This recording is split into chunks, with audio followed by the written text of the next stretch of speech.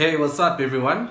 Welcome back to my YouTube channel, Decoding Health, where we help you decode the doctor's orders and where we help you take charge of your health. I have a question for you. Did you know that men are more likely to downplay their symptoms and therefore present much later in the event of illness, or not even present at all? And did you know that men are more likely to despise medical treatment and therefore are more prone to being lost to follow-up, to abscond in the event of medical admission, or just be poor, very poor at medical adherence? So if that's it, then what makes a healthy man? So in today's video, I'll be speaking on the topic masculinities and health. And this topic is quite interesting. So without wasting any time, let's get into it.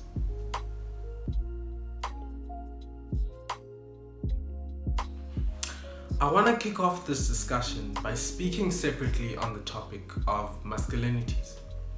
So what masculinities are a set of rules, norms, behaviors, and attributes that are typically associated with men. And these are all informed by either your culture, your religion, your society, or even your historical time context. And it is important to see that and to note that what defines a man or your masculinities differs from different contexts. So what this essentially is that a collective group or community comes together and agrees on what they think will govern their definition of a man. And as I said, it differs from different contexts.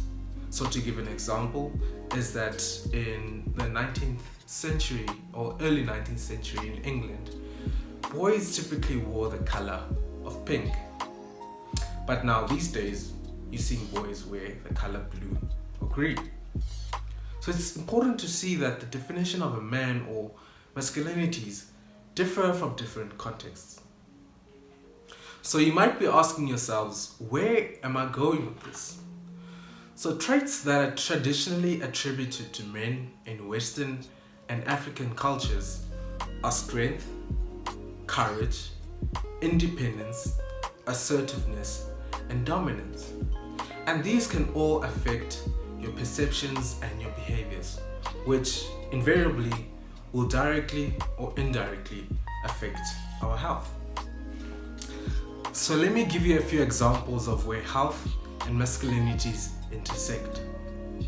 Example 1 is how men don't want to admit that they're ill, because what that will do is make them a little bit vulnerable and will take a little bit from that strength that they have. The second one is how men, even though they admit that they're ill, are less likely to present to a healthcare practitioner, because what that will do, it'll play a bit on that independence, because they'll now be dependent on medication or that healthcare practitioner. The third example is how men resort to various forms of abuse, either emotionally, physically, or economically on others, in trying to show some sort of strength, dominance, or assertiveness.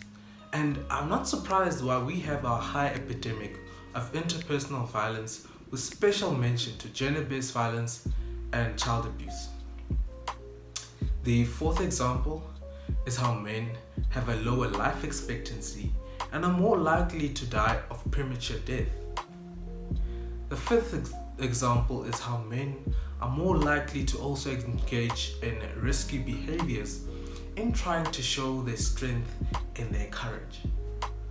So with all that said, it is evident that fragile masculinities are just doing no good, not just in our societies, but also in our health. And maybe is it time that we start rethinking masculinities and normalize certain behaviors such as taking responsibility, protecting our women and our children, and just being more responsible in our behavior.